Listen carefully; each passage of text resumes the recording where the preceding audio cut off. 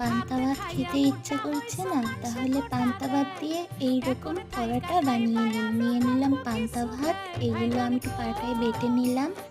এভাবে আঠালো করে বেটে নিব। তারপর দিয়ে দেবো স্বাদ মতো লবণ, মরিচের গুঁড়ো, হলুদের গুঁড়ো, ধনে গুঁড়ো, তারপরে কাঁচামরিচ, পেঁয়াজ, আর দিয়ে দেবো আটা।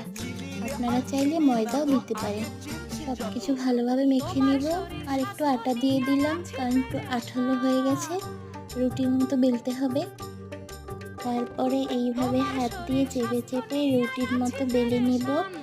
আপনারা চাইলে বেলুন দিয়েও বেলতে পারেন, কিন্তু আমারটা একটু নরম হয়ে গেছে তাই। তারপরে কড়াইতে তেল দিয়ে পরোটাগুলো কড়া করে ভেজে নেব। একটু বেশি তেল দিয়ে ভাজার চেষ্টা করবেন, ভাতের তো ভেঙে যেতে পারে। সাবধানে সব পরোটাগুলো ভেজে নিলাম। এই তো রেডি ভাত।